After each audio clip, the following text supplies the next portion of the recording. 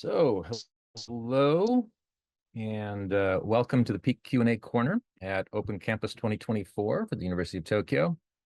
My name is Richard Shepperson. I'm a professor within the Peak program and particularly within the environmental sciences component. Thank you all for coming to this Q&A session.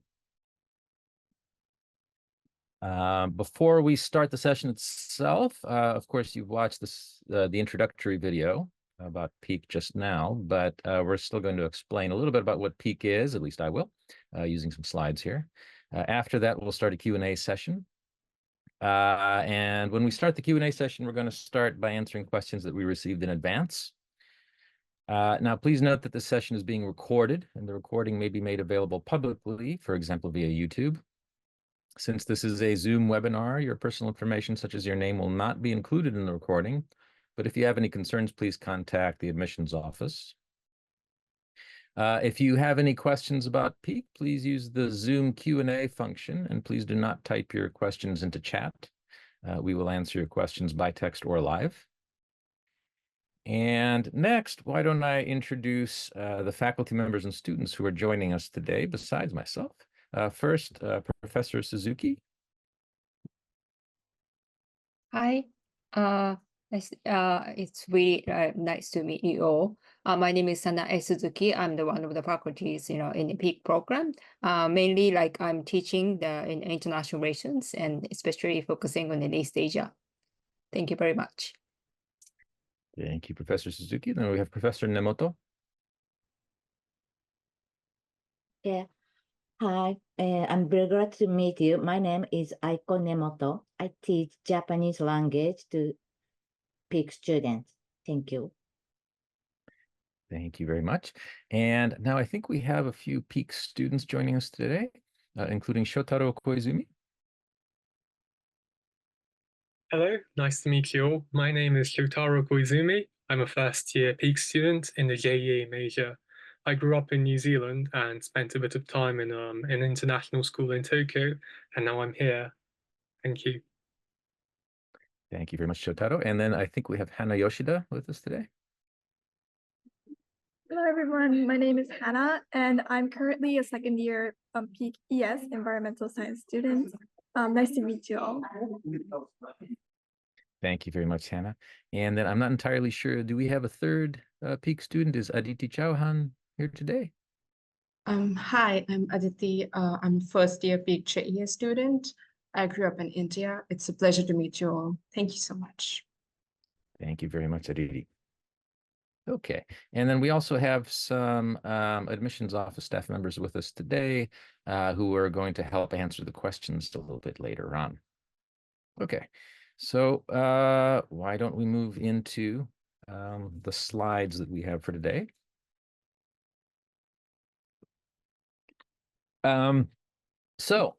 Of course, this is the Peak information session. So let's just start off with why I study at the University of Tokyo. Of course, if you're in this session, then you've already thought about this question a little bit. So probably this will be a little overkill, but let's do it anyway. So next slide, please. So first of all, the University of Tokyo has a long tradition in Japan.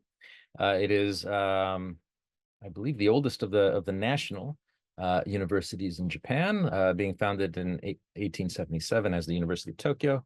It's gone through some changes over the years, of course.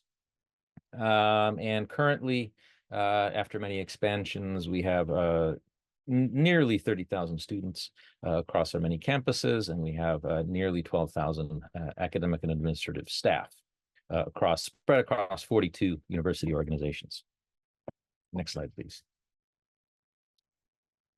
We are a very international university, being the top national university in Japan. We have a number of our students studying abroad currently, about 390 right now in 31 different countries. And we have about close to 5,000 international students joining us. And these students come usually via international exchange agreements. We have 554 of those currently.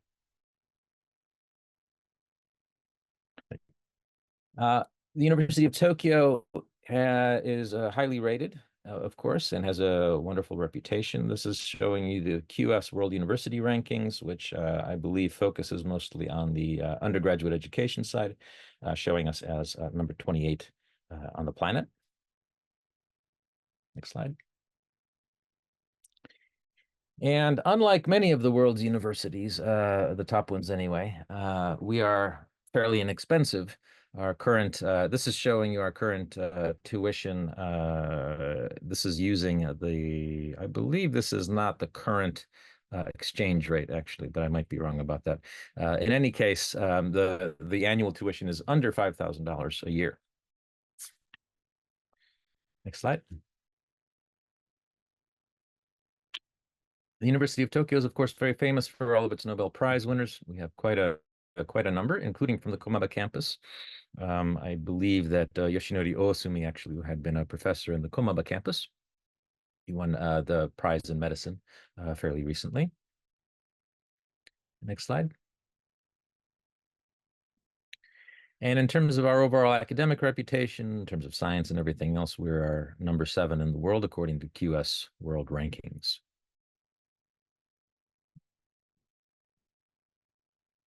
So that's the University of Tokyo. Let's focus now on PEAK a bit. So next slide. So as the video already mentioned, PEAK stands for Programs in English at Komaba. And so PEAK offers students from around the world the opportunity to study in English and get a bachelor's degree from the University of Tokyo. It was launched in 2012. And it consists of 2 undergraduate courses. These are taught entirely in English, the International Program on Environmental Sciences and the International Program on Japan and East Asia. We want to stress that absolutely no knowledge of the Japanese language is required to join PEAK. We do include Japanese language courses during the 4 years of education. We expect, some degree of studying the Japanese language, obviously. But you don't have to have any knowledge of the language coming in. Next slide. The structure of the program, it's a standard 4-year program, but structured on a liberal arts model. And what that means is that the first 2 years, you have a liberal arts curriculum, meaning that it's a very general curriculum, including a lot of foundational courses. Depending on whether you veer towards the environmental sciences or Japan and East Asia, it will have more or less things like mathematics and science, but you always have a general minimum of those sorts of courses. And after the first 2 years, you enter the specialization phase. You could consider that sort of like a major. And so you have a lot of choice then within those 2 majors in your last 2 years to choose a series of classes that focus in on exactly what you're interested in, either within the environmental sciences or within the social sciences and humanities related to Japan and East Asia. Next slide.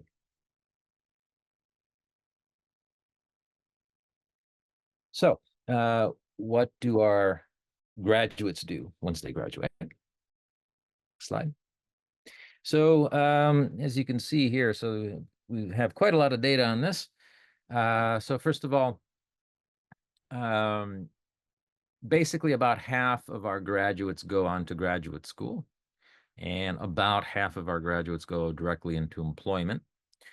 You can see here that in terms of employment, the students that go into employment, a lot of them like to stay in Japan. About 87% at this point do. The ones that go to graduate school go all over the planet. Some of them like to stay in Japan, including staying at the University of Tokyo. Many go on to some of the world's top universities in the US, UK, and various parts of Europe. And you can see that there are a good deal of other countries to which they go to for their graduate work as well. There is, of course, still also a sliver of students who decide to take a little bit of time to do other things after graduation. That's not a very common path for us, but it does happen. Next slide.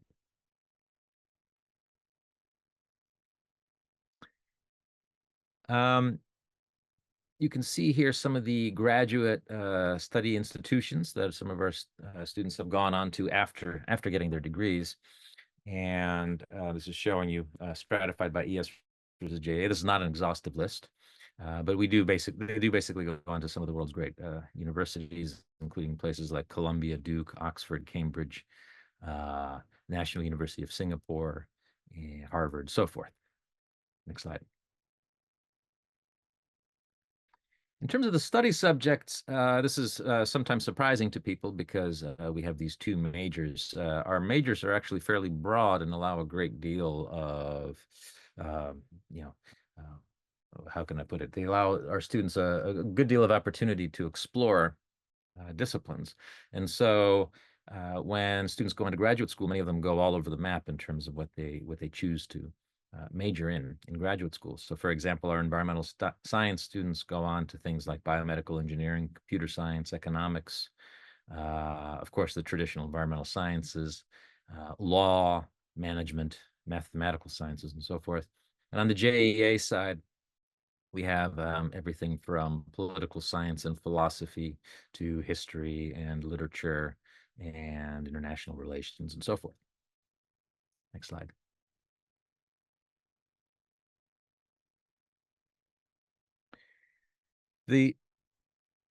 Could you back up one slide there? Thank you. Yes. So the students that actually go into employment directly after graduation, this gives you some of the various industries that they take part in or sorts of jobs that they take. They're not limited to things like environmental science or to the social sciences, but many of them actually go into the business world or into accountancy and finance. Some go into education, media communication, leisure, sports and tourism, construction. A number of them go into public services, working for various governments, law, and so forth. And next slide, please. Okay, I guess, is this the point? This is the point now, I guess, where we're going to do the Q&A session, I believe.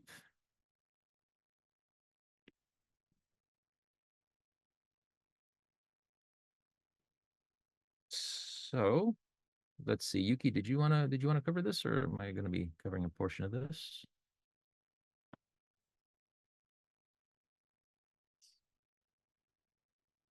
Sorry for the technical problem right now. So from now, thank you very much, Jefferson Sensei. We are going to be going on to the Q&A session right now. Okay. So please note that we are first going to be answering the questions that we received in advance. And since we received many questions, please understand that we will be answering a selected number out of them. If you have any questions, please put it in the Q&A session. And if it's still not answered, please ask us through the contact page on our website. There's a link on the chat box, so you can go to our contact page from there.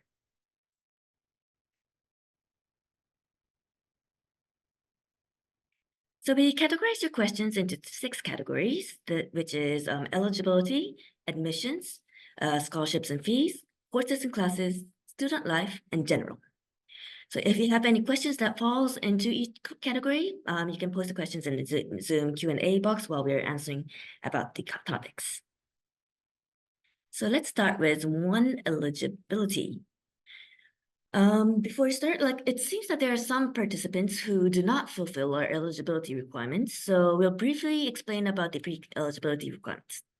One thing is that it's also written in page 8 to 11 of the application guidelines, which we can download on our website. It's on the chat right now. There are 3 different eligibility requirements that the PEAK applicants need to fulfill, and they need to fulfill all of these 3 eligibility requirements. The requirements can be reviewed every year, so we kindly ask you to check the application guidelines if you're planning to apply for 2025. If you're planning to apply for later, then it will be open on July every year, so look at the newest version. So eligibility requirement 1 is about education histories. Essentially, we expect each applicant to complete all the requirements of a 12-year formal primary and secondary education. But however, there are some rules in certain cases that you can apply even if you have less than a 12-year education. So we kindly ask you to check the guidelines first to see each specific requirements that you need to fulfill. If you're still not sure of the eligibility, you can contact the admissions office. Though we received some inquiries about the eligibility, whether you feel the eligibility or not is different based on each person's background. Some people might go through different schools. So we kindly ask you to email the PEAK undergraduate admissions office directly if you're still not sure about the eligibility. So right now on the screen, this has the PEAK eligibility requirement number 2, which is about the educational language. The basic rule is that the application must have or will have received an education in languages other than Japanese for at least 9 years out of the 12 school educations and at least 5 of the last 6 school years, so in your middle school and high school. So before you receive the high school diploma. So therefore, if you're taking your high school education in Japanese, regrettably, you're not eligible to apply for PEAKs. So instead, you need to take other screenings, such as the general screening known as the Ippan Senbatsu, and enter the University of Tokyo in April. Though in the junior division, which is the 1st and 2nd year, you'll be required to take the designated courses in Japanese. It is possible to proceed to PEAK in their senior division, which is the 3rd and 4th year to study. So there were several April entry students who have entered PEAK through this method, so please consider this opportunity as well. The eligibility requirement 3 is about the standardized examination. Applicants must have taken one of the standardized examinations specified in Appendix 1 and fulfill the requirements by the end of the application period. We accept a wide range of different standardized exams, such as the SAT and ACT IB A-levels, and also some national tests, such as the CBSE in India, Abitur in Germany, Baccalaureate in France, and those. So we highly recommend you to check the Appendix 1, which is at the very end of the application guidelines, the link there. And you'll need to start preparing for one of the examinations as soon as you can. So here's some questions that we received. I will be taking the IB diploma. Do I need to take a Japanese entrance exam or something similar? If you're taking the IB diploma, then you fulfill one of the requirements, so you do not have to take the Japanese entrance exam. And in fact, in PEAK, no one needs to take the Japanese entrance exam. It's a completely different entrance. Next is, do you need the SAT to apply, or are IB and IELTS enough? So as we said, in the Appendix 1, there's a whole list of all the exams that we accept. If you take SAT, then that's okay. If you take SAT and IB, then you can just give us both the results. Can we get the NPEAK using the exams used in my country? So we got some inquiries from Taiwan, the General Scholastic Ability, which is the GSAT, EJU exam results, or Indonesian final examinations. If you look at the Appendix 1, these exams are not written in the national qualifications that we accept. Hence, you will need to take the international exams written in the list, such as the SAT or ACT. There was one inquiry about the Australian ATAR scores. We do accept that one, so if you are from Australia, you can apply with this. Okay, we got a complicated question over here, so let me answer it. If we are applying with predicted grades for the IB or A levels, would additionally submitting an SAT/ACT score that fulfills all the requirements change the offer to unconditional? This is because applying with predicted grades only grants conditional offer. So whoever gave this question probably read through the guidelines really well. So thank you very much. So a simple question to this is yes. So in order to fulfill requirement 3, you will need to fulfill the specific requirements of one of the standardized examinations written in Appendix 1. So for SAT and ACT, the predicted grades do not exist and is not accepted. Hence, those who submit SAT or ACT will receive an unconditional offer if they pass the admissions process. If you're submitting predicted grades, for example, IB or A levels, you will receive a conditional offer if you pass the admissions office. So if you submit both, then if you get a SAT score that passes, then that should be fine. You'll get an unconditional offer. However, please note that for those who are taking IB or A levels, you will need to submit your diploma when you graduate in order to fulfill the requirement 1. So please be careful. Next is some document screening requirements. So our screening is done completely online. So we have an online application form, And in there's an essay sections, which you directly input. And you also have to submit the official school transcripts, the certificate of graduation, or if you haven't graduated by November, then you'll be submitting your certificate of expected graduation. And also you will need to submit the official examination results for academic ability. This is the standardized examinations that I was talking about right now. And also you need to submit the official test scores of English proficiency if the majority of your education is not given in English. And also you'll need to submit 2 evaluations or recommendation letters from your teachers. So we got some questions regarding the the documents you need to submit. Question 1, do I need to have English proficiency test even after I studied 12 years with English in my country? If you spent 12 years in English education, then you do not need to submit the English proficiency test. However, if you have taken less than 9 years out of the 12 years, or then you will need to submit the English proficiency test, which is like IELTS or TOEFL or those things, so or Cambridge International English.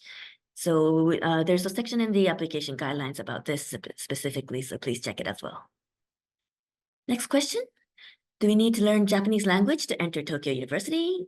Jefferson Sensei just answered this question, but no, you do not need to learn any Japanese. So if you have a really good Japanese level, then after you enter PEAK, you'll be entering the advanced Japanese course. If you know no Japanese, then you'll be entering the beginner's Japanese course. So no need to worry. About the PEAK application process. So this is going to be the schedule of how it's going to proceed. The first stage is the document screening, which is going to be from November 12th, 2024 to December 10th, 2024 for the enrollments in September 2025. So please submit your documents and fill in the online application form over here. If you pass the second stage, then you'll be proceeding to the second stage, which is the personal online interview. And if you're applying for the environmental sciences, there'll be an additional math test.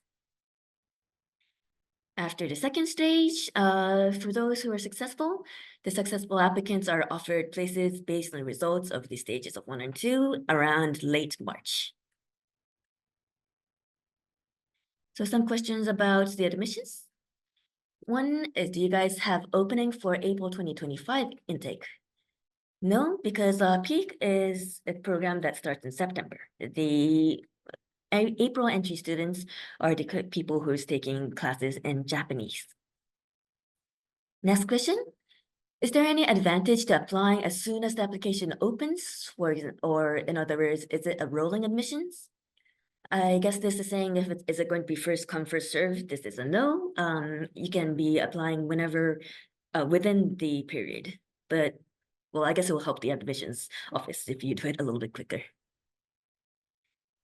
Next question. If I must go to Japan, how about tickets? Do I need to buy the tickets using my money, or do you guys gonna buy it for me? I'm predicting that this question is about the interview. So the interview is going to be done completely online, so there's no need for you to come to Japan for the application process at all.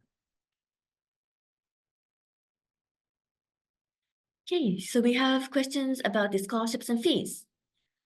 I would like to know about the scholarships given by the university. Do I get allowance if I get in? And which exams do we need to take, and what are the minimum marks to get a scholarship? I'll be answering all the questions within the next 2 slides. There's the page about the fees and scholarships set in the web chat box right now, so you can also look over there.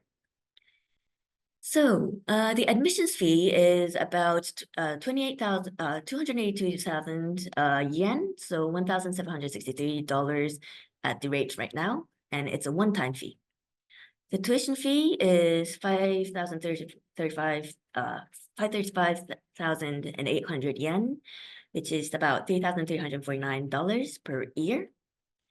The accommodation is the here right now in the photo, there's the Mejiroda International Village. So the accommodation for there is about 83,000 yen per month, so $519 per month.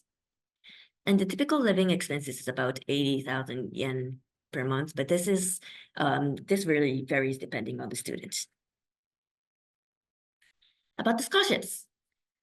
So the scholarships are offered automatically based on the PEAK admissions process, and no separate application is required. So as you asked about the exams that you need to take to get the scholarships, it's the exact same as the one that you submit for the application process. So you do not need to do any extra work. The University of Tokyo scholarship is offered to up to 10 years, 10 students per year. And this will cover the admissions fee and the tuition fee, and also an allowance of 126,000 yen, or about $870 per month. There's also the Japanese government's scholarship, which is called the MEX scholarships. And approximately 5 students per year are given a round-trip airline ticket to come to Tokyo, and the admission fee and tuition fees, and 120,000 yen, or $830 per month. In addition to the scholarships you mentioned, you may be, there's also these country-specific scholarships. For example, the JUGES scholarships for the Singaporean nationals, or the JAGAM scholarships for the Malaysian national, and also for these scholarships for the Vietnamese students studying in Japan. The details for this differs per scholarship. So if you are one of these nationals, then please go to the website in the chat box and see what you can be offered. In addition to the scholarships we mentioned, you may be eligible for external scholarships, but essentially you must apply for such scholarships by yourself. If any scholarships are available for PEAK students in the future, we'll update the information on the application guidelines and on the website, so please check it regularly. Somewhat related to the scholarships and fees, there's a question saying, what are the average expenses incurred by the student studying in Japan? So I think this really varies depending on the student. So maybe can we get a student to answer this question?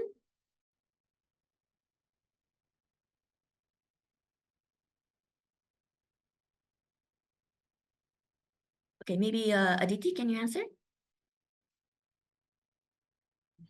Hi, so I think the expenses is quite subjective, as you said, because it just depends on how much you'll be spending. But on an average, I think it should be around per month. I think it should be around 80,000 yen. I mean, that's something for me, but it might be quite different for you. So yeah, must be around like the range of 50,000 yen to 80,000 yen. Cool, thank you. Shotaro, is it about the same for you, or is there like something specific that you spend money for or something? Like what's the basic expenses that you need to use? Oh, well, I do believe it's different for me compared to the other PEAK students, as I live with my parents, unlike others who might live in the dorm or something. But I suppose it's mainly food and buying textbooks. So I'm guessing I do think my one is lower than what Aditi mentioned, because I do live with my parents, but again, it is very subjective. Right, great, thank you.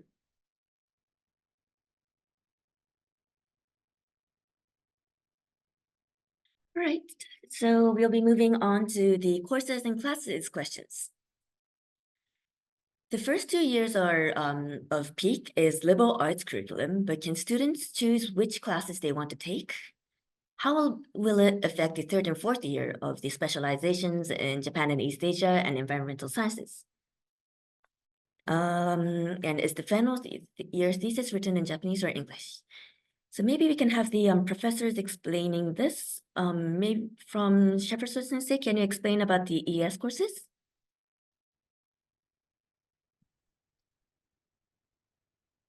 Yeah, sure. So was the question about the first 2 years or just all around? Maybe all around. Maybe all around. Well, yeah. So there is a wide latitude of choice involved. I think in the first 2 years, there are a lot of classes that you have to take. And so you still have some degree of flexibility in terms of some of them, choosing some of them, but then there are some fundamental courses that you can't get around. In the second 2 years, so your third and fourth year, there's really a lot of flexibility. There are certain categories from which you have to choose courses typically, but then there's a lot of choices that you can take within there. For example, within environmental sciences, we have, what we call the 6 pillars. I never remember what they're. One of them is called measurement and evaluation, which my courses have a tendency to fall into. I think if I remember this correctly, you're required to take at least 2 courses, I think, from each of the pillars, which and then on top of that, you kind of specialize on one of them. So then you just take a bunch of others within there, and there's quite a lot of courses that you can choose to do for that. And then so that's mostly in the third year with a little bit in the fourth, but in the fourth you do a thesis, of course, and that's a year-long project done with a supervisor. And the thesis is done in English. I don't believe you can do it in Japanese unless unless you're actually focusing on Japanese language. Maybe that's an exception, but for the environmental sciences, you would be doing it in English. Did I catch everything, or was there another question there? Yeah, I think that's good. Thank you. Sure. So, Suzuki-sensei, can you give a brief introduction for the JEA courses? Right. Okay. Thank you. So basically, it's almost same, like not same as what Professor Jefferson said. Again, in Japan and East Asia, JEA, in the first 2 years, and we encourage all the children to take all various kinds of like subjects, and which makes the student to choose which subject you're interested in. So I guess so that the first 2 years, during the first 2 years, you spend a time for like choosing, deciding which subject, even within the Japan and East Asia, that you're really interested in. Then you can move up to the third and fourth year. So what kind of subject you took in the first 2 years doesn't really affect the specializations in the third and fourth year, but it will be very helpful, like for all the students, to learn the basic the knowledge about the subject you are gonna specialize in the third and fourth year. So yeah. So basically, but first 2 years, I guess we I hope like everyone is given an opportunity to learn the various kind of subject, even like a science subject as well, and then you can actually like find out what's your interest located in the third and fourth year. And then again, in the same as in the ES, we have a thesis in Japan and East Asia as well. Thank you. Great, thank you. So I think in the chat box there's a link to the courses that we're providing. So we're going to be sending it right now. In there it says like which kind of classes you can take, for example, biology, physics, chemistry, and ES, or like maybe history or international relationships and the JEA. So you can you might be getting an idea in this link as there as well. So here's the JEA, the Japan and East Asia, and the environmental sciences. And they're out of these 2 subjects, all the students need to take some Japanese courses. So you need to learn Japanese. Nemoto sensei, can you give us an explanation about the Japanese courses, how it works? Okay, Japanese course. Okay, all students have to study Japanese for first year, and actually 3 terms. It's mandatory course. We call it intensive Japanese course. We have 5 levels, and each student will placed in one of the 5 levels based on the result of the placement test. And we have elective Japanese course as well. And if you want, you can learn Japanese more. Okay, thank you very much. And sorry. Oh, yes. I can't use chat box, right? Oh, yes. Okay. Wait, I think you can use the chat box. Okay. I just sent you a website URL about our Japanese course for PEAK students. So if we can share this website with our guests today, I'm very happy. Okay, we'll be sending the link right now. Thank you.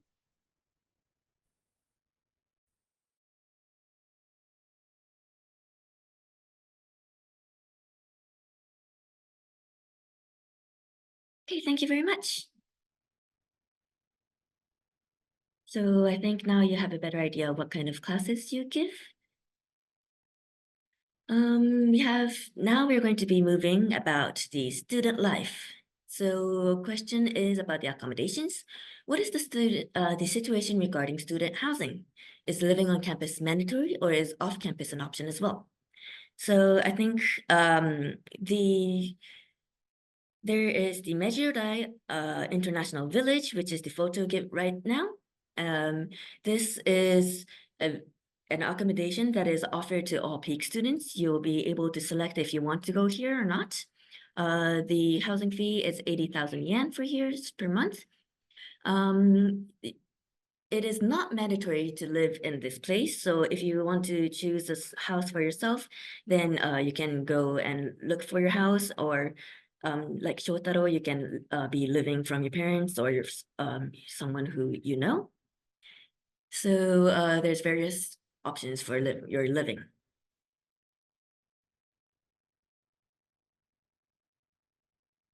Now we have more questions about the student life. So I will be asking the students to answer these questions. I'm going to read through them really quickly right now. So what does the average day, week, month, semester of an ES/JEA student look like? How many hours Peak students spend on studies and how often are there fun activities? What are some major difficulties that students studying at Peak face in the first year? What is the most interesting class you have taken so far and why? So I think this is a lot of really good questions to answer. Maybe can I ask Hannah, and you can answer whichever section you want to answer. Okay. Sure. So thank you very much.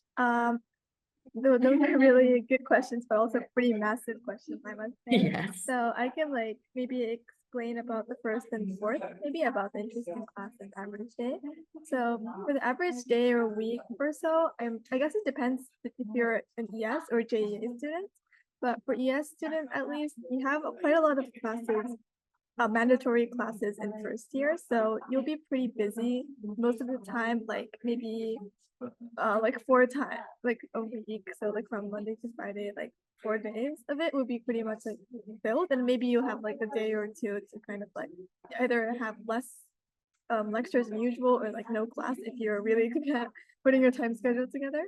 So yeah, and then maybe you only have one exam most likely, or maybe midterms. So there's no like, I guess it's usually semester wide. So it's going to be like one end of semester exam for each semester, I'd say. So you'll have time to prepare for the exams like a week or two before the actual day. So I guess for the semester it looks like that. So yeah, but it really depends on how you put together a timetable yourself. It's quite like you can kind of personalize it to some extent. So that's for the first question. The fourth question, I just wanted to answer this because I experienced a really fun ES. It was kind of ES, but any student can join, even a Peak course. That was the intensive course, so you do it over the break. So it was for us the summer break. And we went, it was a marine biology course, so we actually got to do some practical experiments. We got like dealing with marine animals. So all of us, we got to go to Tohoku in Aomori-ken, and we did some like a lot of experiments, and like we kind of caught those marine organisms and did some experiments on them. And overall, it was like really great learning experience, as well as it was really fun to just like hang out with your Peak friends as well. So yeah, I guess that's one of the most like interesting or fun class times. So that's my answers for the first and fourth question. Thank you. Thank you very much. That actually really sounds cool. Fun. It sounds fun. Yeah, it was. Thank you. Okay, maybe next, Aditi. Hello, sure. So I'll be answering the third question, like what are the major difficulties that students studying in Peak face in the first year? So maybe like if you're a foreigner who has just moved to Japan, maybe the Japanese language could pose as an obstruction for you if you're not very good at Japanese. So maybe the language barrier could slightly be one of the obstructions. And secondly, like Japan being a different country, maybe for foreigners, it could be a cultural shock, or you might take some time to accustom yourself to how things work here, or the cultural system and the social system. So that could be some major difficulties, but I'm pretty sure with time you will be able to cope up with these variations and you would be able to live a smooth life here. Yeah, thank you. Okay, thank you. I don't think we've answered what does the average day or semester month looks like? Aditi, would you like to add on? Yes, so like it just depends on how many credits and how many subjects you've taken. So for example, last semester I did take like around 20, 25, 26 credits. So that was a lot. So each day it was quite busy. It was very structured with me like running to different classes, to different buildings. So yes, it just depends on how many courses that you take, but just make sure that you the course that you take interests you, so because in the end of the day, you are the one who will be studying that course. So just make sure that you are interested in that subject and then take the course. So yes, but the average day, I think it depends on the number of subjects that you have taken at the end of the day. Cool, thank you. So there's like a certain number of subjects that is mandatory and you have to take. So there's a number of credits that you need to take. In order to fulfill this, you can select your courses, like how Jefferson-sensei and Suzuki-sensei said. And you have to balance the credits within like the juniors division and within the senior division. So you have to so you can like cram all the classes in one semester and have a little bit less classes in another, or you can balance it out. So you can be pretty free about choosing your classes. Okay, Shotaro, can you answer any of the questions? I guess I'll answer maybe the second one, how many hours we spend on studies. So it depends on how many classes you end up taking. Talking with friends, generally, Japan and East Asia students take more classes, so about 12 classes per week compared to environmental science students who take around 8 or 9. And each class is around an hour and a half to an hour and 45 minutes long. So, and obviously we get homework, and I suppose that I spent about 30 hours a week in class and doing homework studying. And obviously that will increase if you're near the end of the semester, when you're studying for the final exam and doing reports. And I guess I'll answer the third question as well. So one difficulty I faced first was Japanese, because doing the Japanese language program, I'd never studied Japanese academically before. Even though I am Japanese, I can speak it. I'd never written a report. I couldn't do kanji, but it was really beneficial because they placed me at like the more advanced class, and I learned so much things I'd never noticed before. So, and I noticed that many of the attendees, many of your names are Japanese, but even if you do have a Japanese background, the Japanese language course can be really beneficial for you in learning it in an academic context, which you might not have done before. Like you might have gone to an international school, did the entire thing in English. It will really prepare you if you do want to take Japanese courses in Japanese that's meant for April entry students, which I have done this semester and will continue doing so. Okay, great, thank you. Okay, so we're moving on to the next question. Okay, Peak is in the Komaba campus. So Peak is program in English at Komaba. Komaba is the name of one of the campuses that the University of Tokyo have. And Peak is in Komaba campus and is also given in English. Are there any opportunities to students to interact with students out of Peak? For example, like, is there any student communities or academic and extracurricular projects that they can work together with out of Peak students? Or maybe some classes or classes in Hongo campus? Okay, maybe let me ask Jefferson Sensei, can you give how this works quickly? So interactions with non-peak students. Well, I mean, peak students often live in the dorms initially, anyway, and in the dorms they're certainly around non-peak students all the time. And when they go to Komaba, although they're taking usually peak classes, they're, I mean, the campus is full of students, peak and otherwise. So you get interactions there. There are the circles as well. So a lot of students interact with non-peak students via circles, clubs, basically. And you can take non-peak classes, and students who are, so the Japanese students in the normal curricula are free to take peak courses, actually. So there is some crossover as well. Those are the main issues that I'm aware of. Also, when you I think that when you enter the senior division, it is possible to have some of your classes on some of the other campuses. We do have some professors, for example, in the Hongo, Yayoi, and Kashiwa campuses that teach, and I think some of the classes occur there. So that's another possibility to interact a bit. Great, thank you. Are there any students that knows or can want to talk about how they communicate with the out-of-peak students? Anyone? Hi, Hannah. Yeah, okay, thank you.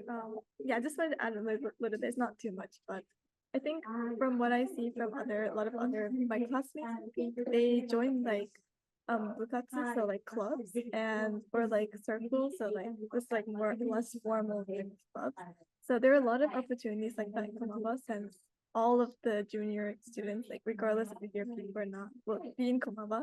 So you'll be able to interact in Komaba at least for those bukatsus or circle activities, like student clubs.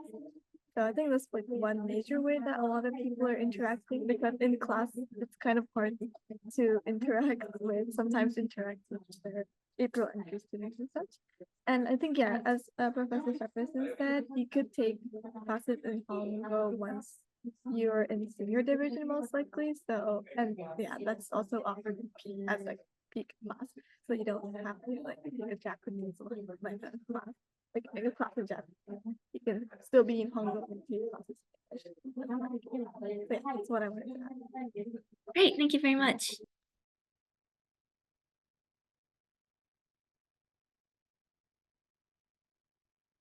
So I think we've talked about Jefferson Sensei and Hannah said clubs and the circles. So we got some questions about there as well. What are some clubs that are popular amongst students? How about sports? Do they have good facilities? Aditi or Shotaro, do you know anything about this? Hi, Shotaro. So there are circles that's targeted primarily towards facilitating interaction between international students, peak students, and local students. So that's one school, Tokyo Global Interaction Friends, which is like a picnic that's held every 2 weeks, designed to do that. There's also English Speaking Society. That's where you do speeches and you do drama in English. There's a lot of local students in it, as well as peak students. So that's, I know a couple of peak students that go to both of these circles, made some great friends. That's local students. Sports, it really depends. It's all over the place. People join golf, tennis, badminton. But I found that a lot of my peak classmates and I enjoyed the physical education class, because that's the class where both Japan and East Asia and ES students, as well as some second years, they all get together, play sports together, and that's where we really get to know each other, have fun together. And facilities, I mean, we have a wonderful gymnasium. our gym, like weightlifting, that's also great. We also do have a track if you're into that, tennis court. It's a very if you're into athletics, there's plenty of opportunities, plenty of facilities in Komaba. Thank you. Great, thank you very much.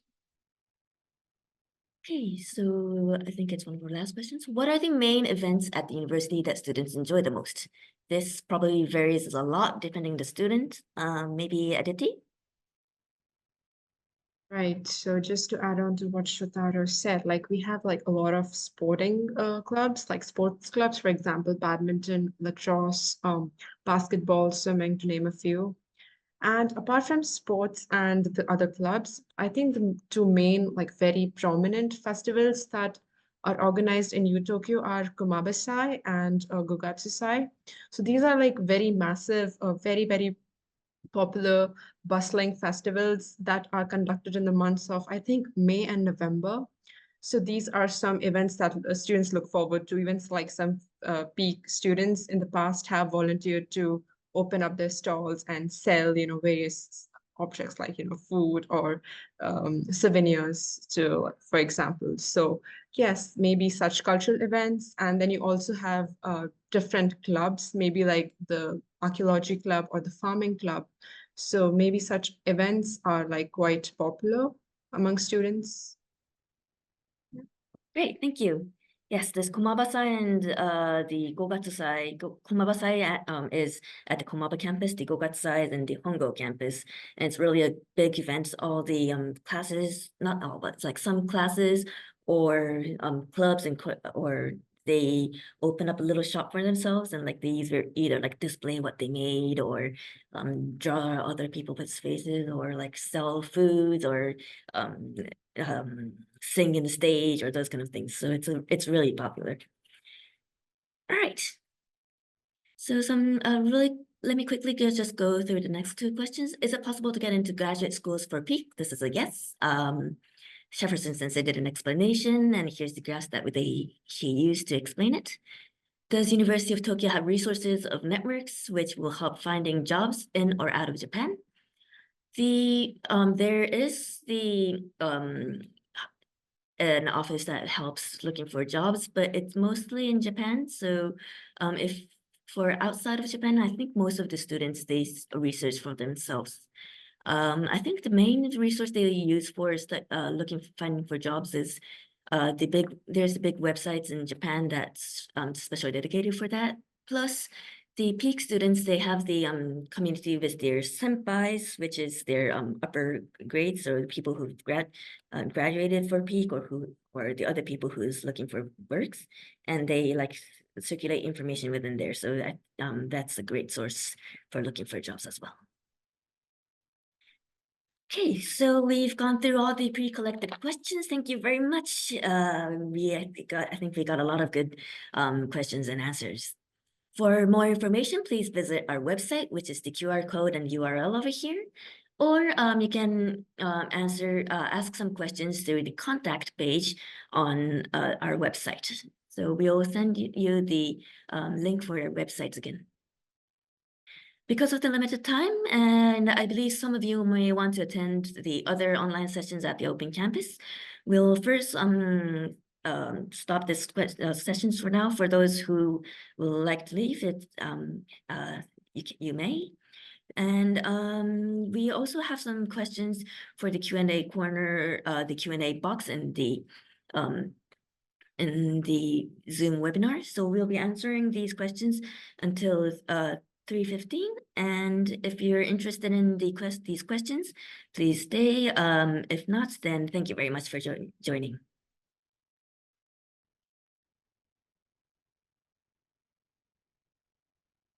Right, so the questions and answers for the webinar.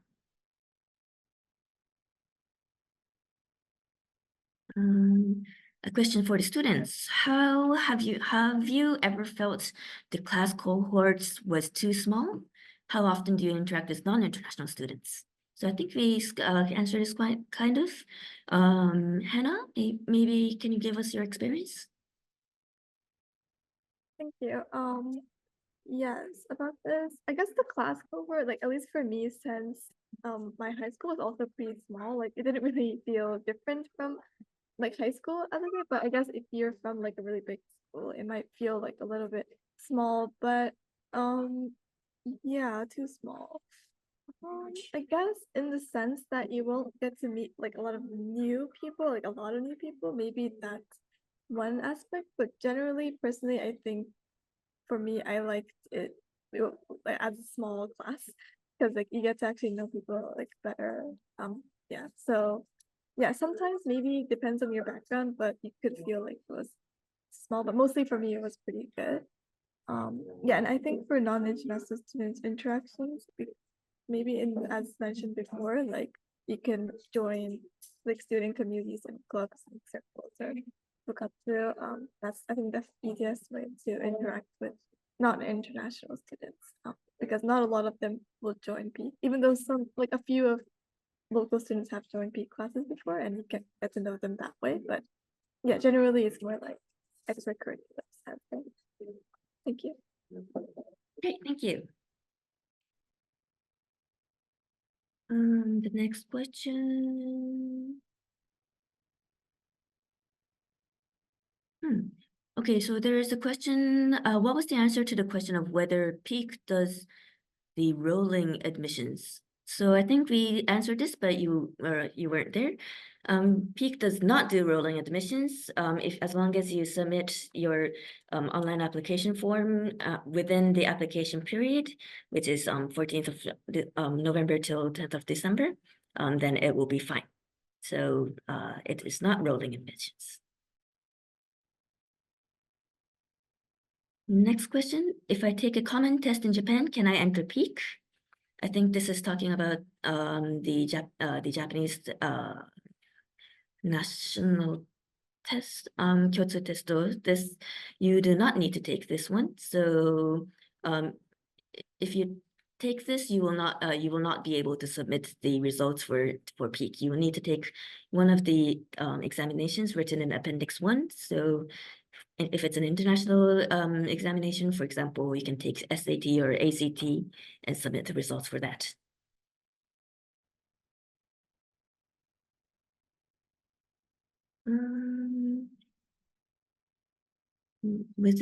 Next question, within the ES senior division, energy and resources is mentioned as a particular stream. Is this related to process engineering? And if not, may you explain? Energy and resources. Jefferson Sensei, can you answer this? So could you repeat exactly what the question was there? I'm not sure I caught it. Within the ES senior division, there's an energy and resources as a particular classes that's provided. Is this related to process engineering, or do you know anything about it? I don't know much about that particular course. That's quite distant from my own field. I don't think it's an engineering course, but I'm not entirely sure. All right, sorry. Okay, thank you very much. Next question. Hello, I am from Australia here. Our university admissions are January and February, so we submit our application for domestic universities way in advance.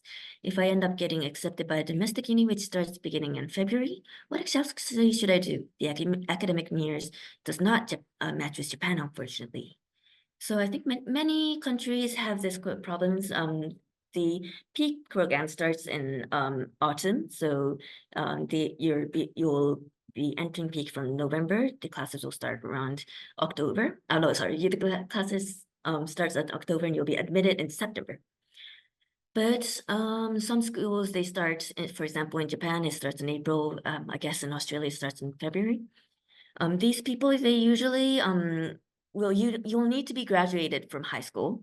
So as long as you're graduated and you received your diploma, then by the time of by say like June or July, then it should be fine. And then there might be some time lag. So maybe you might have to wait for like half a year without high school or university. People tend to just go on vacation or maybe study extra within this time. I think some people study some Japanese before they come in, but yeah, this really depends, whatever you want to do.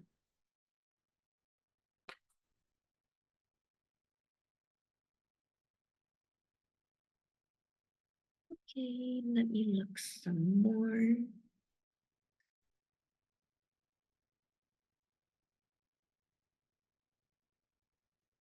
Okay, so could you describe the international exchange program opportunities offered for JAE students? Okay, it says in particular Princeton, LC, and Northwestern, but sorry, we do not have the exact the information for specific. But a lot of the students do go to exchange programs for maybe half a year or 1 year in their third year programs, third year, I think. Suzuki-sensei, can you explain us like if there's any opportunities to do exchange programs or how the credit transfer works? Right. Okay. Thank you very much. I guess the University of Tokyo actually has offered the exchange program. It's called U-Step and ComStep. So I think all the peak students are allowed to apply for that program, and then yeah. So it really depends, students, how long, they wanna go abroad. They're from University of Tokyo, away from the University of Tokyo as an exchange program. Some students actually have like maybe 6 months, and then other students only like spend a summer course in in August only, for example. So and then also like a credit, the transfer, it's really depends on what kind of courses, what kind of subject, or the classes you took. And we found that, that there is equivalent classes and courses in the University of Tokyo that we can actually accept, we can approve credit transfer. But it's the credit transfer. It does, it only, it's also like, that requires the time span, how long, you spend for taking the courses. So it's really, you need to meet some conditions, to accept, to be, to have your credit, you got in overseas universities and accepted. So we, of course, will consult with you. Thank you. Okay, thank you very much. The next question. Would it be possible to get the contact information of the students who we can't answer the questions or it wasn't answered during this session? In the chat box right now, there is the link for contact us. So if you click over there, then it'll give you the information for sending further information.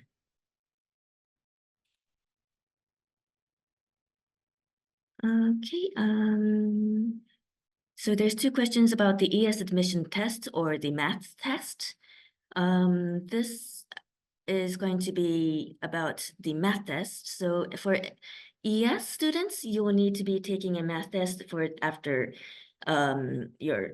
before your interview starts.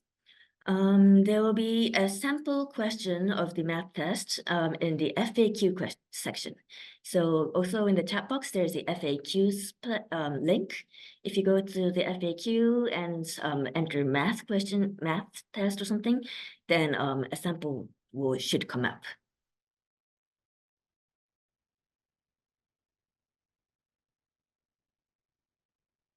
There's a specific. Okay, no, wait. Sorry.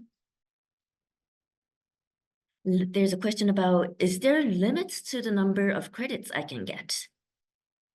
So I think there's a minimum number of credits you have to take, but I'm not sure if there's a limit of number of credits. I'm not, Chairperson Sensei, do you know? I don't know. I don't remember if there's a technical limit to it, but you do have to remember that once you get enough classes, your entire week is full. So there's a time limit, definitely. I think the most I've ever heard a student take is something like 32 credits in a semester, which is kind of overwhelming. I know that they've done that on some occasions, but yeah. Yeah. All right, thank you.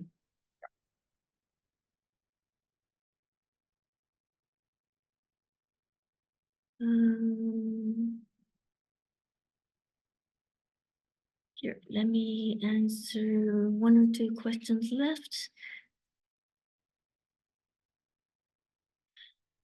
Okay, so a question. Hello, I'm from Indonesia. During the application period, the available scores that can be transcribed from my school are only up to the 4th semester. As for the 5th and 6th semester, they will be available around April next year.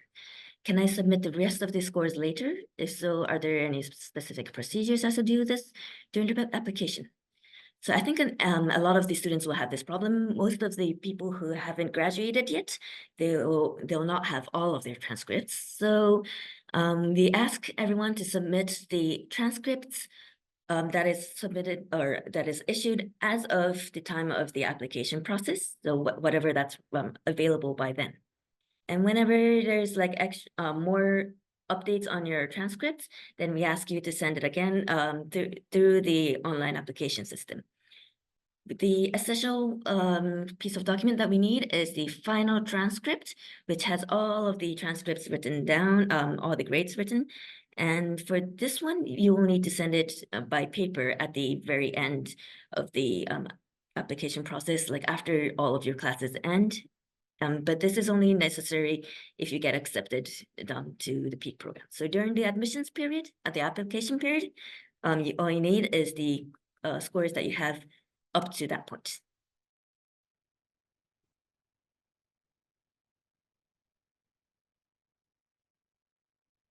Okay, answering some more questions.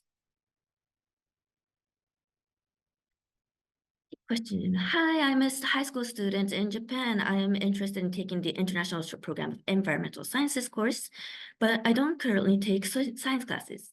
I wonder if I can catch up with the curriculum. Is it permissible to take this course if I'm not knowledgeable in science at this moment? You study science after entering the university. So there's some minimum requirements or subject requirements for the ES students. For this, maybe Jefferson Sensei, would you like to answer? Yes, so yeah, you'd need to have some science classes during high school. So if you have absolutely none, then I don't think you're eligible, actually. So it has to be, something like biology or physics or chemistry. Math is also required. I think economics counts towards that as well. So if you have that, that might count. But yeah, physics, chem, and biology. We usually look for probably 2 of those ideally. But as I said, I don't remember the exact minimum. It might just be 1 science plus math. Yeah, yes, it depends on which subjects you take. You need to take 3 subjects at least. 1 subject must be a science subjects, for example, physics, chemistry, or biology. And 1 subject must be math. And then 1 subject can be whatever you have taken. So you will definitely need to take a science class. Depending on the standardized examinations you're taking, for example, for like IB or A-levels, then there's some specific scores that you need to take within that test as well. So for example, SAT, you need to take more than however many points for the math test or something. So please check in the application guidelines. It has all the details there as well. Okay, thank you. Another question, and let me make this the last question. Even if I am exempt from submitting any English proficiency test results because you fulfill the requirements, am I still allowed to submit the scores such as the TOEFL or anything to strengthen my application? So yes, you may submit it. It will be counted as the other documentary evidences. You'll be able to submit up to 3 other documentary evidence if you like whatever you think that would work positively for your applications. For example, like your what you've done, any prizes that you've gotten, or extra test scores or anything. So you can submit it over there. Right, I think we answered a lot of questions. Maybe some questions we will not be able to answer. So if your answer was not answered within the Q&A session, please send us an email or through the contact us page in our website. So it was a little bit more than 1 hour. It was a great opportunity to talk with you. Hopefully, most of your questions were answered. If you're going to the other sessions in the University of Tokyo Open Campus, have good luck over there as well. We are very happy to see you and looking forward for your application. Thank you very much. You may now leave the session.